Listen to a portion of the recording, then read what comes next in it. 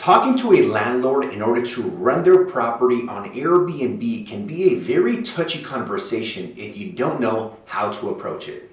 In today's video, I'm going to be talking about how I overcome objections in order to create win-win situations with landlords so that they can say yes to me renting their property and getting permission in writing.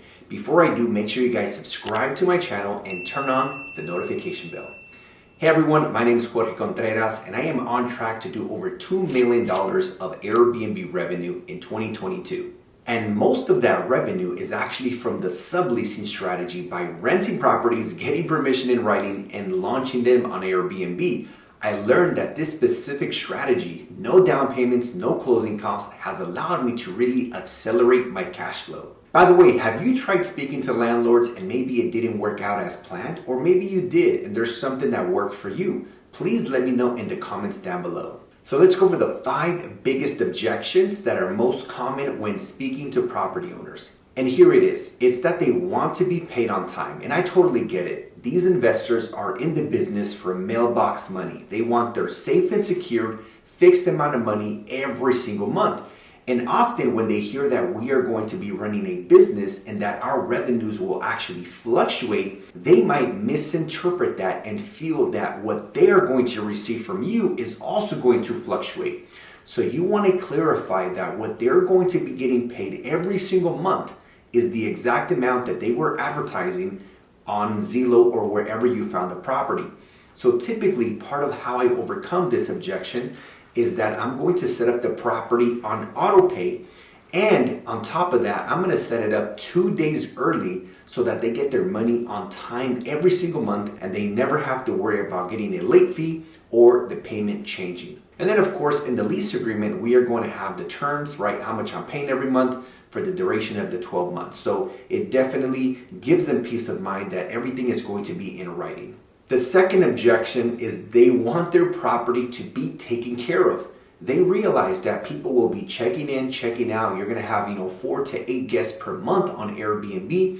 And so their concern is, hey, what about repairs? What if there's any, wear and tear or just things that are directly caused by your guest? So the way I overcome that objection is I tell the landlord, hey, listen, any repairs or damages that are directly caused by my guest, I will be 100% responsible and we can put it in writing.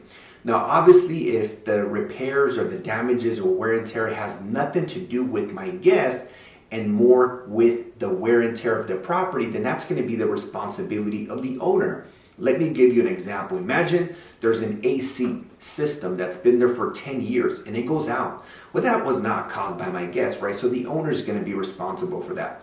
But if there's a hole in the wall, or maybe they caused a leak in one of the bathroom showers, anything that is directly caused by my guest, I will be responsible. And then what I'm going to do is I'm going to charge the guest, just like when you stay at a hotel. The hotel is going to ask for your credit card for incidentals. And if you create any type of damage, guess what? They will charge your card on file. Well, Airbnb works the exact same way. If there's any type of damage, we can submit a claim and then collect the fees. And we have the ability to charge their credit card up until 14 days after their checkout. The third objection that comes up often is, hey Jorge, what about the neighbors? We've been living here for 12 years. We're not moving to a different location. And we want to make sure that you maintain a great relationship with the neighbors. We don't want to upset anybody. So the way I answer to that is, hey landlord, don't worry. I totally understand how you feel. I would want to make sure that I had a good relationship with the Airbnb next door if I was living next door as well. So typically what we do, landlord, is I will go and personally introduce myself to the neighbors, to the right, to the left, across, and behind me, since they are the ones who will likely see guests coming in and out. I'm going to give them my business card, let them know that we're going to be running a short-term rental business. However, we are going to be running a very tight shift, and if they ever see or hear anything, they can go ahead and contact me directly. If you guys are ready to make 2022 your year and finally launch your Airbnb business, make sure you guys hit that like button. I would really appreciate it. And here's the thing, guys, whenever you hit the like button, It tells the YouTube algorithm that this video is great, that you liked it, and what they do is they will show it to more people looking to get started with their short-term rental business. So thank you so much in advance for hitting that like button. The next objection that the owner might have is that they don't understand the regulation. So they might be, concerned about, hey, can you even run a short-term rental in this city? Do you need a permit? Do I, as the owner, need to apply for the permit, or is it going to be you? And so what you want to do here is maybe forward them what the regulation and ordinance is, which you can find online or simply calling the local building department in that city. And let's say, for example, that the city does issue permits. All they might need is a notarized document from the owner giving you permission, which is often the case in cities where you need a permit. And then boom, straightforward. It's just about educating them in the process. The fifth objection that may come up is that the landlord doesn't want to be responsible for replacing any furniture or appliances that are left in the property when you take over. In my experience, most large appliances will already be in the unit, although not always.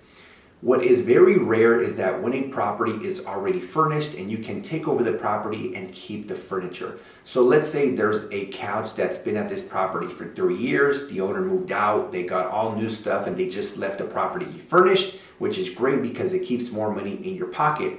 Well, if the furniture has any type of issues, wear and tear, or it breaks, they're not going to be responsible for that, as they shouldn't. So typically I will put in writing that if there's any replacements or repairs that needs to happen to any of the furniture or appliances, I, as the person subleasing the property, will be responsible to replace or repair as needed. Subleasing is the most effective way to replace a 9-to-5 and to create financial freedom. So if you are ready now to start your business and you have the capital to be able to do so, I want to invite you to set up a free 15-minute consultation with my team to see if I could be your coach and mentor and personally hold your hand every step of the way to launch your first Airbnb in the next 30 to 45 days. All you need to do is click on the link down below in the description and schedule your free consultation. I also invite you guys to follow me on Instagram at the Jorge Contreras. That's THE Jorge Contreras, where I post every single day. And also, I do have a podcast that you can find on iTunes, The Jorge Contreras Show, where we post episodes every single week. And before you guys go anywhere, make sure you guys check out one of the other videos here on my channel. See you on the next one.